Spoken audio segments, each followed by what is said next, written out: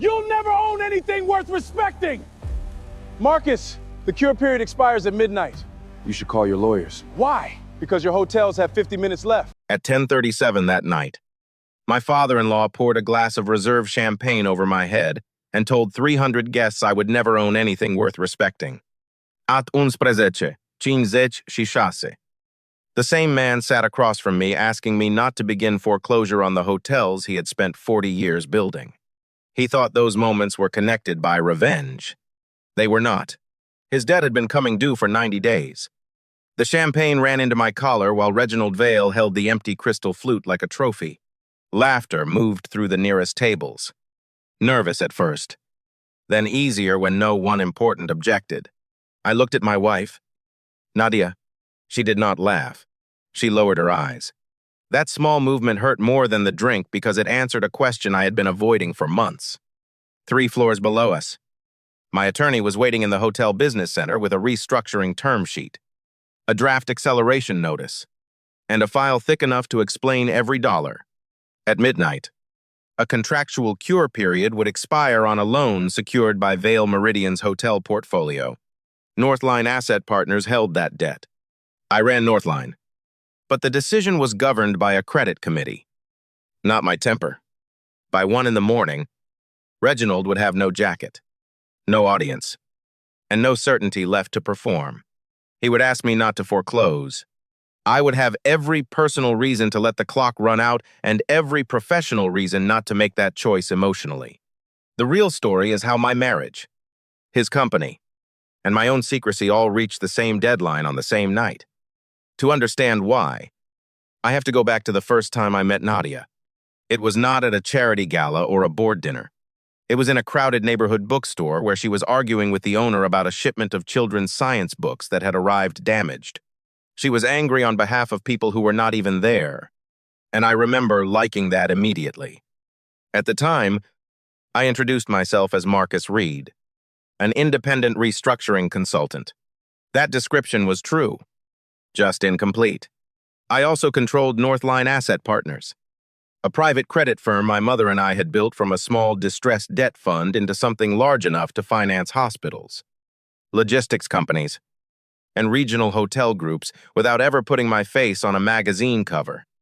I had learned early that public wealth attracts people who want proximity more than relationship. My father loved that attention until illness emptied the room around him.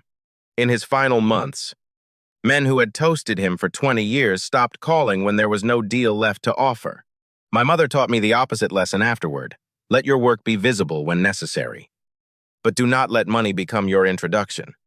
So when Nadia and I started dating, I did not arrive in a chauffeured car or take her to restaurants where the menu had no prices.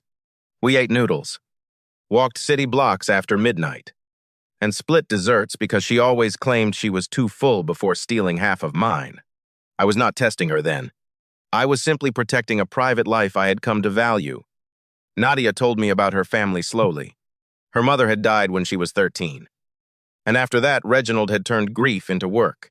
Vale Meridian Hotels expanded from 4 properties to 17 while Nadia grew up with tutors, drivers, and a father who believed provision could substitute for presence.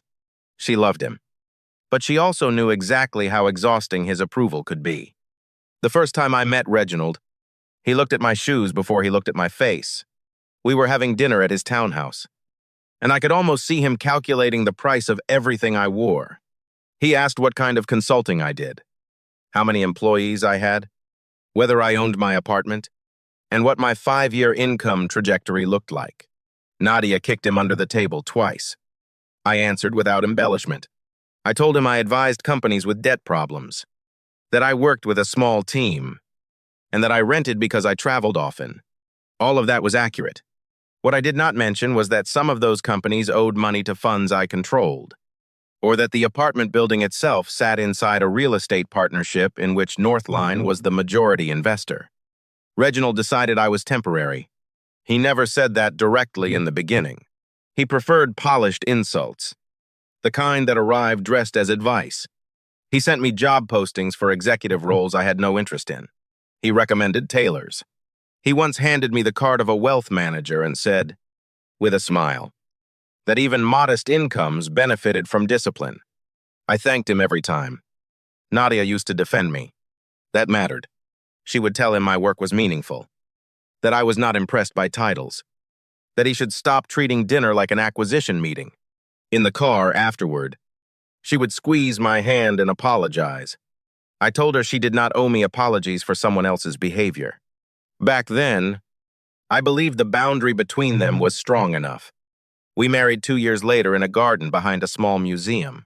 Reginald offered to pay for a ballroom wedding at his flagship hotel. Nadia refused. We invited 53 people, hired a jazz trio, and served food from the restaurant where we had our third date. Reginald attended, smiled for photographs, and told one of my uncles that simplicity was admirable when people had no alternative. I heard the remark and let it pass. That became a pattern, not because I lacked pride, but because I had spent enough time around distressed companies to know that panic is expensive. People reveal more when you do not interrupt them. I believe the same principle worked in families. For several years, I mistook restraint for wisdom even when it was slowly becoming avoidance. The veil business began to struggle during the second year of our marriage. Reginald had expanded too quickly after interest rates rose, buying 3 luxury properties with short-term floating debt and optimistic occupancy projections. On paper, the group still looked wealthy. In practice, cash flow was being consumed by refinancing costs, renovation overruns, and a convention business that never fully recovered. Nadia knew the hotels were under pressure, but Reginald did not tell her how serious it had become.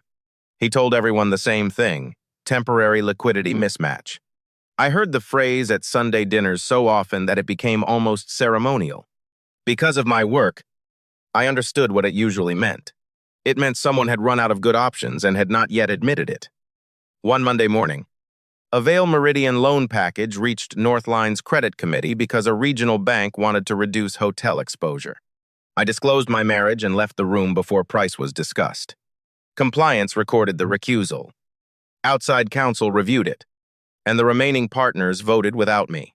Their conclusion was commercial, discounted debt, strong collateral, and a borrower still fixable if spending changed. I should have told Nadia after Northline closed the purchase. That became one of the decisions I regretted most. I told myself lender confidentiality and family peace made silence responsible, even though nothing prevented me from saying my firm had an economic interest in her father's debt. I recused myself from ordinary servicing. But our partnership agreement still required my vote on any restructuring large enough to alter fund returns.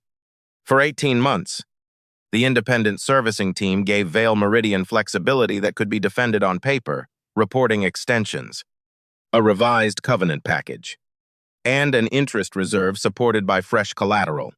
I never ordered a favor. Still, because I knew the family, I supported patience whenever the numbers allowed it. That distinction protected investors, but it did not protect my marriage from the secret I kept carrying home. That assumption made him louder. Every time a lender granted flexibility, Reginald treated it as proof that the market still respected him. At dinner, he would talk about weak bankers and people who panic too soon. Once, while cutting steak, he said debt was only dangerous to men who lacked leverage. I remember looking at Nadia and wondering whether she could hear the fear underneath his certainty.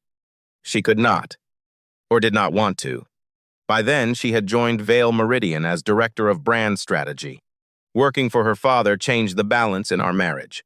Reginald became not only her parent, but her employer, mentor, and daily source of validation. The more she succeeded inside his company, the more she began to absorb his vocabulary about status, influence, and people who belonged in the room. At first, the changes were small. Nadia stopped laughing when I wore the same navy blazer to 2 events in 1 month. She began suggesting I should scale my consulting practice. Though she had never cared before, she asked why I still drove a 7-year-old sedan when leasing something better would improve how clients perceived me. Each comment sounded practical when heard alone. Together, they formed a pattern I did not want to name. She was not cruel. Not yet. She was embarrassed. That realization hurt in a different way. Cruelty can be rejected cleanly. Embarrassment makes you wonder which part of yourself has become inconvenient to the person who once loved it. I started noticing how often she introduced me without describing what I did at all. Meanwhile, Vale Meridian's financial position deteriorated. Their flagship renovation went 38% over budget. A hurricane damaged a coastal property that was underinsured for business interruption. 2 lenders refused to refinance subordinate debt. Northline's note moved from watch status to special servicing. And for the first time, my partners asked whether my personal connection was making us too patient. They were right to ask. I authorized an outside restructuring advisor to handle negotiations so no one could claim I was steering the process for family reasons. The advisor proposed a sale of 2 non-core hotels, fresh equity from Reginald, and a 12-month extension. Reginald rejected the equity requirement. He told the servicer Vale Meridian would never sell blood to pay rent. That extension came with a price Reginald understood clearly. He pledged the headquarters building and his controlling interest in the Lake Ashford Grand. The hotel he and Nadia's mother, Elena, had opened together before she became ill. It was the one property he described as untouchable. The documents also created a 90-day cure period after any major liquidity breach. His counsel negotiated every sentence. 3 months later, the liquidity covenant failed by almost $6 million. The servicer delivered a formal default notice by courier and email, and Vale Meridian's lawyers acknowledged both. Reginald disputed classifications, moved receivables, and promised a private bank refinancing that never produced a commitment letter. None of those actions stopped the contractual cure clock, and every weekly report showed the date approaching. I planned to tell Nadia once the deadline became unavoidable, but every day I delayed made the conversation harder. One evening, she came home with a garment bag for Reginald's birthday gala and asked whether I owned a tuxedo that still fit. When I said I would wear my black suit, she rubbed the gold band that had belonged to her mother and whispered, "Marcus, please don't make tonight harder for me. Gear, not contempt," flickered first. The gala was for Reginald's 62nd birthday and the announcement of a luxury brand he had no committed financing to build. He rented the Lake Ashford Grand Ballroom anyway, partly because that hotel was his last shared legacy with Elena. 300 guests were invited, along with photographers and investors. The spectacle was not simple vanity. It was his attempt to convince the market and himself that the family story was still intact. I knew the cure period on Northline's loan expired at midnight that same night. Our servicer had delivered the final notice 10 days earlier. Reginald's lawyers had acknowledged receipt. If no acceptable proposal arrived by 12, Northline could accelerate the debt and begin exercising remedies, including foreclosure on pledged real estate. There would be more legal steps. But the decision point was real. At 6 that evening, my attorney, Lena Ortiz, called me. She had spent 12 years handling complex workouts and had no patience for avoidable drama. Nothing came in, she said. No equity proof. No signed refinancing. No asset sale contract. Credit committee recommends acceleration at midnight. Because of your conflict history. They want your written approval or denial. I said I understood. Lena asked whether Nadia knew Northline held the debt. I said no. After a long silence, she answered, "Confidentiality does not require you to hide your own role from your wife." I stared at the garment bag hanging across the room. She was right. I was no longer protecting privacy. I was postponing the moment when Nadia would know enough to judge me with all the facts instead of the version I had curated. I still went downstairs without telling her. I called it caution because the word sounded professional. The truth was uglier. Once I sensed Nadia becoming embarrassed by my ordinary life, I started treating her behavior like evidence in a test she had never agreed to take. I wanted to know whether money would change her answer.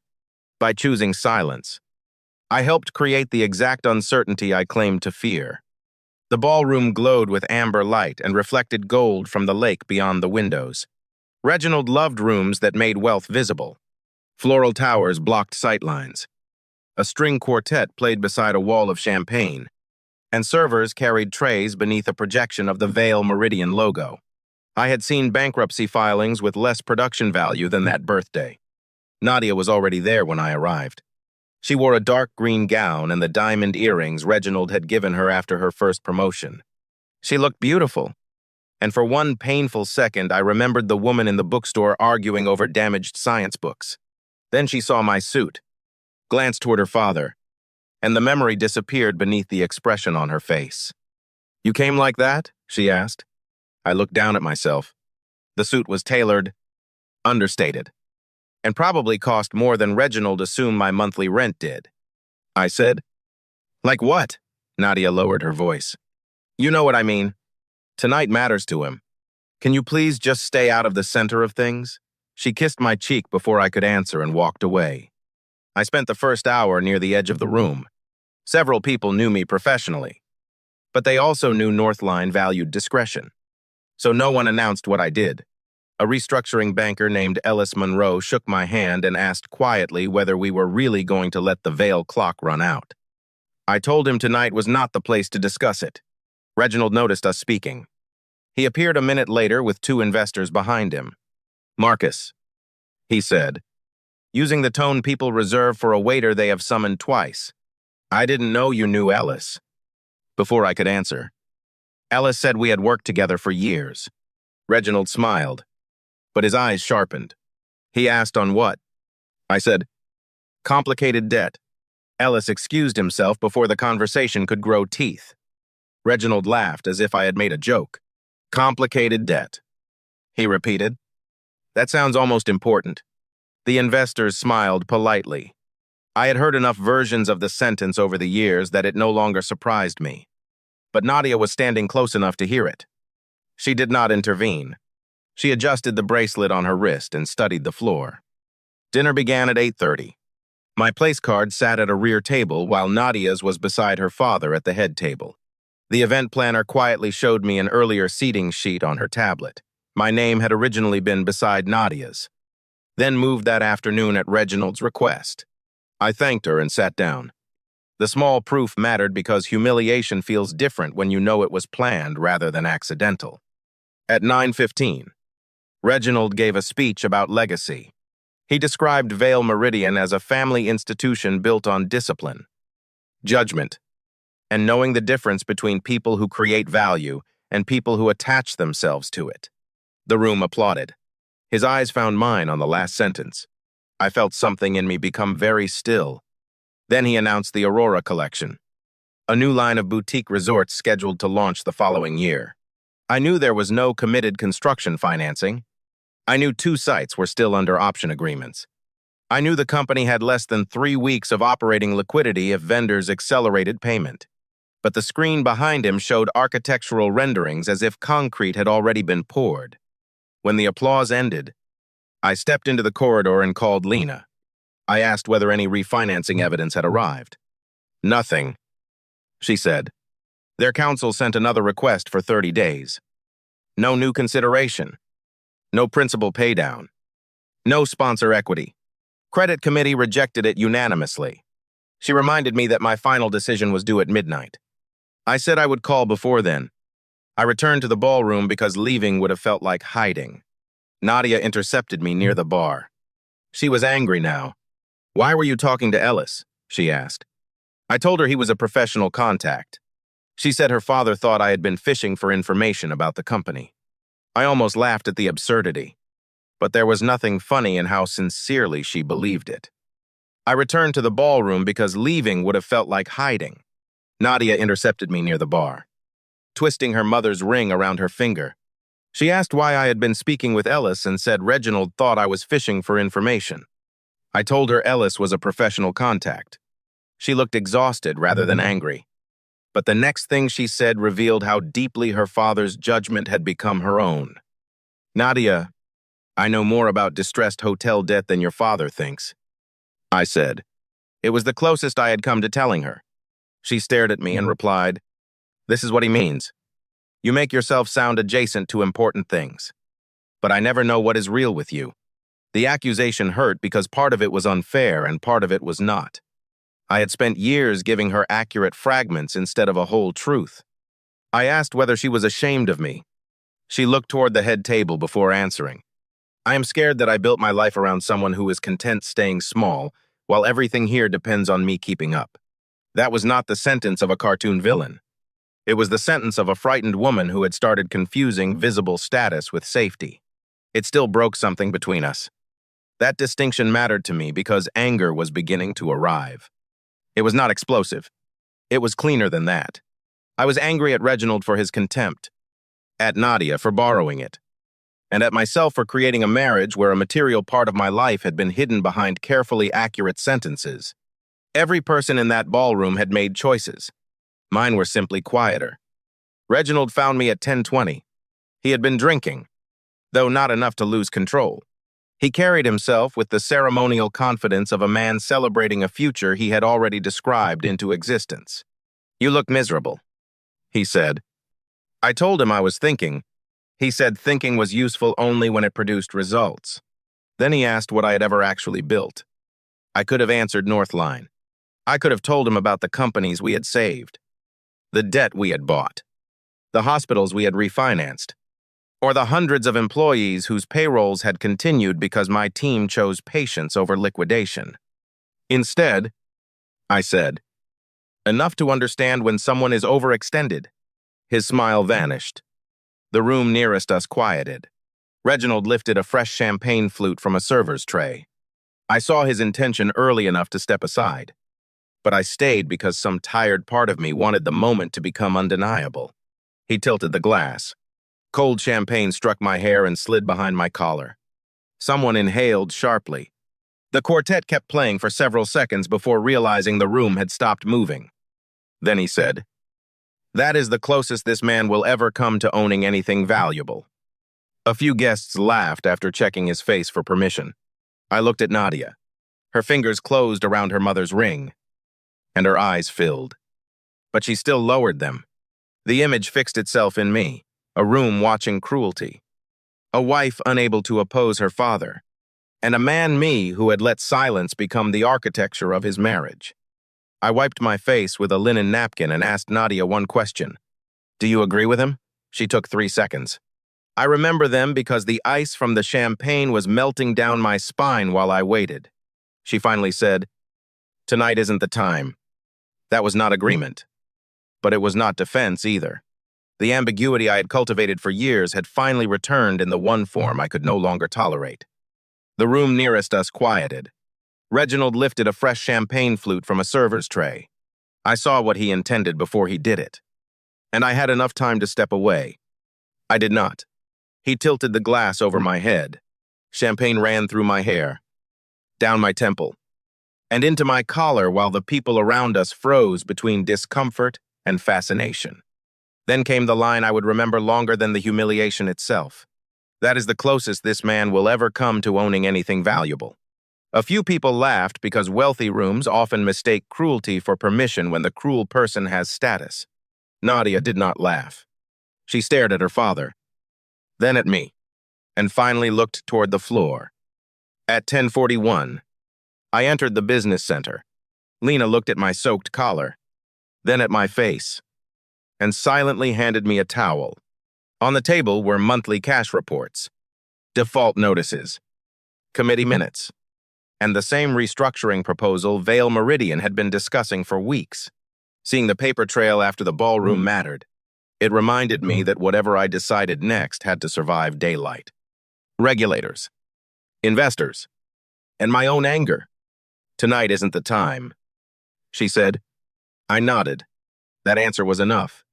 I placed the wet napkin beside the glass and told Reginald, "You're right about one thing. Tonight does matter." He laughed, thinking I had surrendered. I picked up my phone and walked toward the corridor without explaining what I meant. At 10:41, I entered the business center. Lena looked up from a conference table covered in binders and immediately noticed my soaked collar. She did not ask what happened. She slid a towel toward me and said, "We received one more email. Same request. No money. No commitment. No core." I read it, then opened the committee memo again. One committee member, Priya Shah, gave me the sentence that separated justice from revenge. Extending because they are family is conflicted. Accelerating because you are humiliated is equally conflicted. She proposed the documented middle course. Keep the existing restructuring terms open until 11:30. Then accelerate at midnight only if Vale Meridian refused. Every condition had already been debated with Reginald's counsel. I asked Lena to call the credit committee. 4 members joined by secure video within 15 minutes. I told them my family relationship had reached a point where I could no longer pretend it was irrelevant, and I offered to abstain completely. The independent members said the recommendation did not depend on me. They had documented months of missed milestones and rejected promises. One member, Priyasha, said something I needed to hear. Marcus, extending tonight because they are family would be as conflicted as accelerating because you are angry. She proposed a middle course already supported in the file. Send the acceleration notice at midnight unless Vale Meridian accepted the restructuring term sheet by 11:30, including equity, asset sales, and independent oversight. At 11:12, Nadia called. She first spoke about the guests and the questions people were asking, which made my chest tighten. Then her voice cracked. I should have stopped him, she said. It was the first sentence that acknowledged what had happened to me rather than what it meant for the family. I told her I wished she had. She said she did too, but added that she still did not understand why I seemed so calm. I told her calm was not the same as untouched. She said Reginald had been wrong, then hesitated and added, but you keep acting like there is something you know that the rest of us don't. I looked through the glass at the Northline documents. For years, that had been literally true. I told her, there is, and I should have told you before tonight. It was the first honest door I had opened without being forced. I told her unfair was not the word I would use for the evening. There was silence. Then she said, Dad was wrong to pour the drink, but you provoke him by acting superior when you have nothing to prove it with. I closed my eyes. Even then, with the smell of champagne still in my collar, I wanted her to say one sentence that would make the last hour less final. She did not. At 11:26, Vale Meridian's outside counsel called Lena. They wanted to know whether the lender would remove the equity requirement. Lena said no. They asked for 48 hours.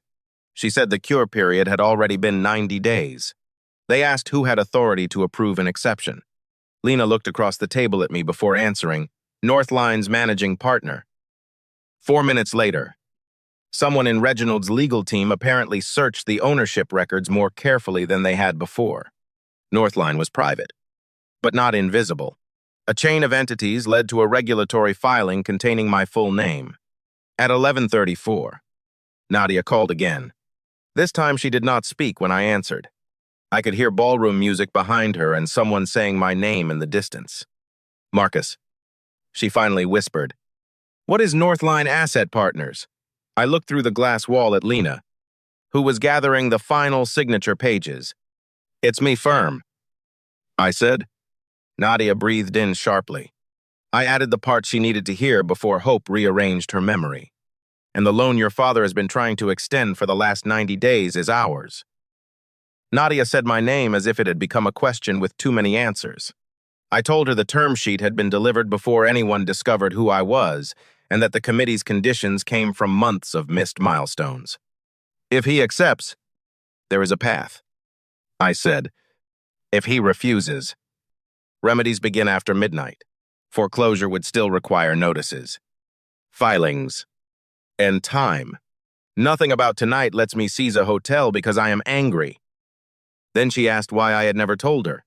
I gave her no polished defense. I thought hiding wealth kept it from contaminating what was real. I said, later, when I felt you pulling away, I turned that secrecy into a test. That was unfair. You made your choices without all the facts. But I also made sure you never had all the facts. Owning my part did not excuse hers. It simply made the room honest. She cried quietly, then asked me not to destroy the Lake Ashford Grand because it was the last property her parents had opened together. The plea finally revealed the fear beneath the family's performance. I told her I did not want the hotel. Ask your father to sign the restructuring he has had for weeks. I said, tonight changed our marriage. It did not create his default. and it does not have to end his company. At 11:42, the business center door opened. Reginald walked in without knocking. He had lost the birthday smile. 2 attorneys followed him, then stopped when they saw Lena and the binders. Nadia came behind them.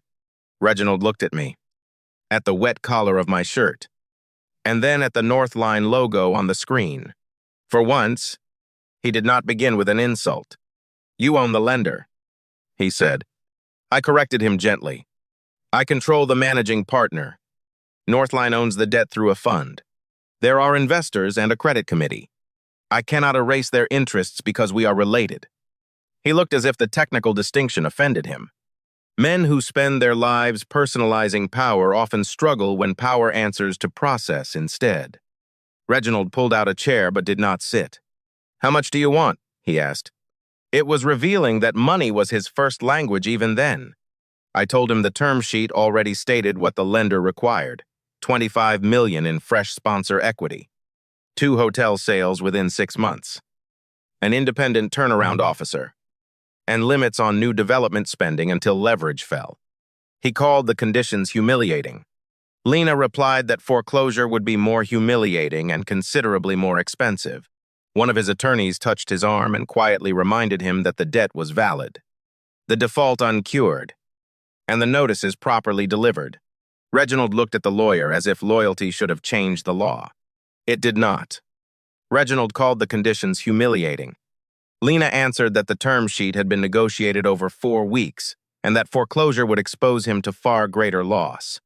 His own attorney opened a binder and pointed to the default acknowledgement Reginald had signed 90 days earlier. He stared at his signature for a long moment. Pride was no longer arguing with me. It was arguing with his own paper trail. At 11:51, Reginald turned to me. The room had become so quiet I could hear the ventilation system.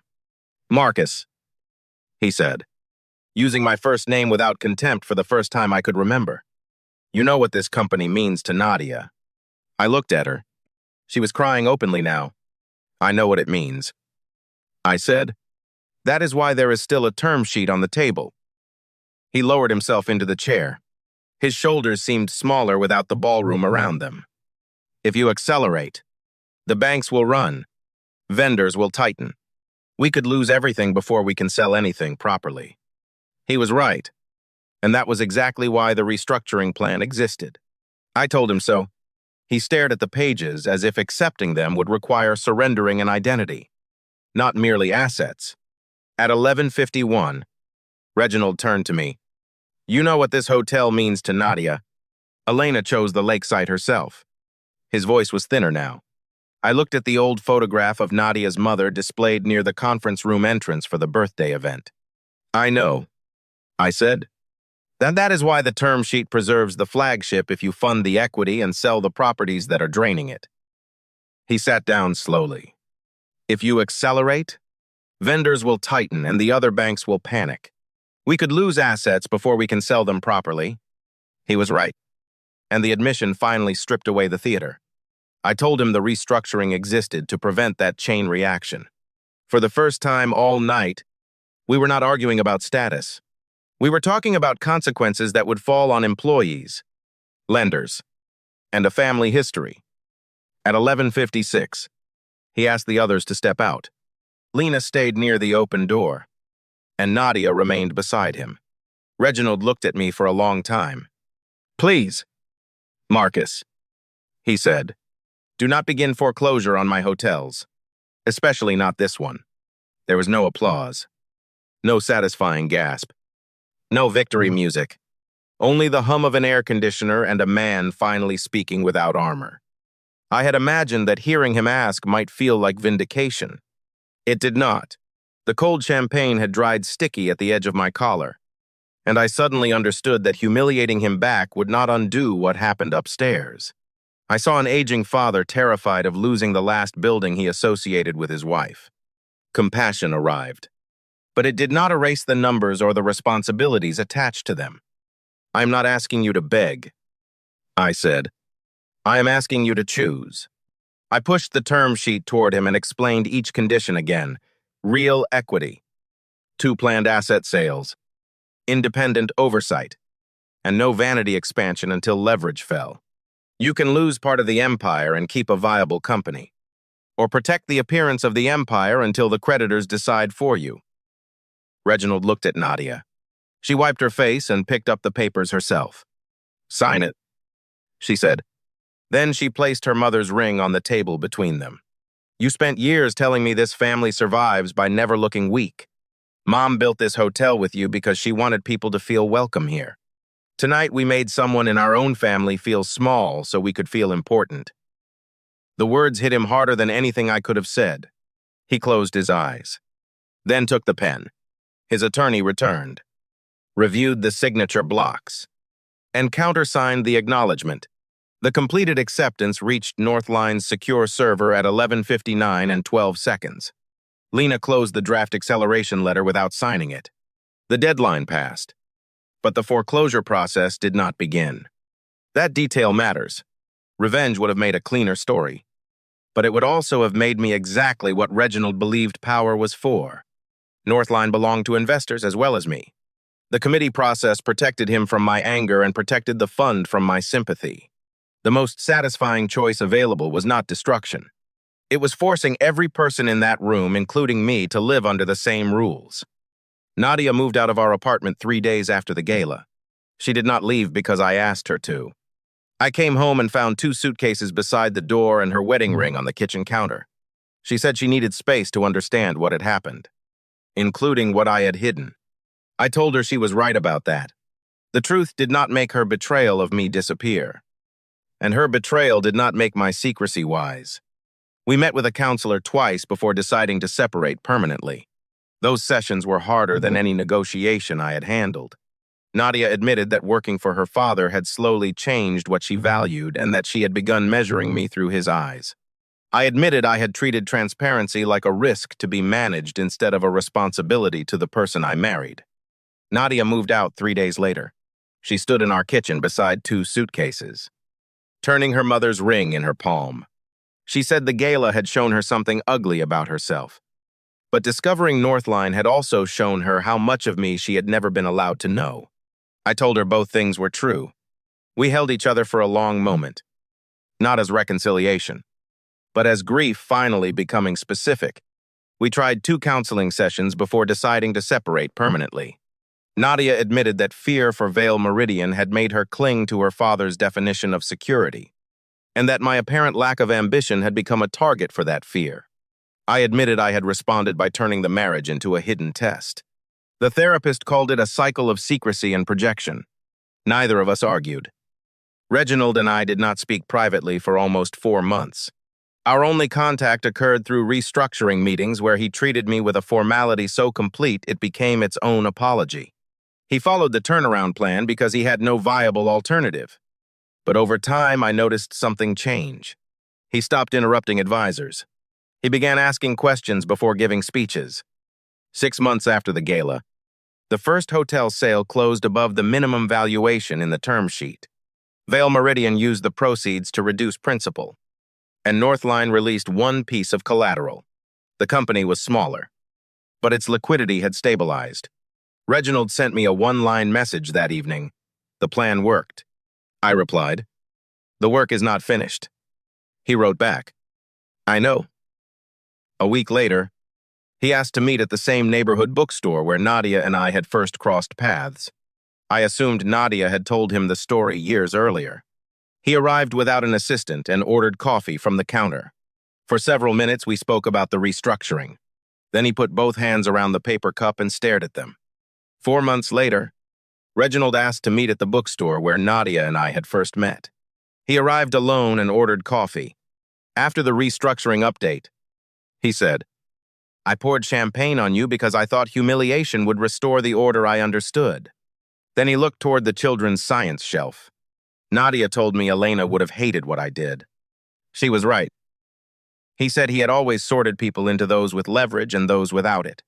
Learning I controlled Northline had shattered that ranking, but not in the way he first expected. The part that keeps me awake, he said, is that I became ashamed only after I learned you had power. I should have been ashamed when I thought you had none. It was the first apology from him that did not contain a defense. Nadia did not come back to Vale Meridian. After the divorce, she left hospitality entirely and joined a nonprofit that helped small businesses rebuild after natural disasters. I learned about it through mutual friends, not because we stayed in regular contact. Months later, she sent me a brief email saying she finally understood why status had become addictive to her. I wished her well and meant it. Northline eventually converted part of Vale Meridian's debt into preferred equity after the company met its restructuring milestones. The arrangement reduced interest burden and aligned incentives without handing me personal control of Reginald's business. I insisted that an independent partner represent our fund on the board. Some boundaries become easier once you finally stop pretending they are unnecessary. A year after the gala, Vale Meridian held a much smaller anniversary dinner at one of its renovated hotels. There were no photographers, no champagne tower, and no announcement about impossible expansion.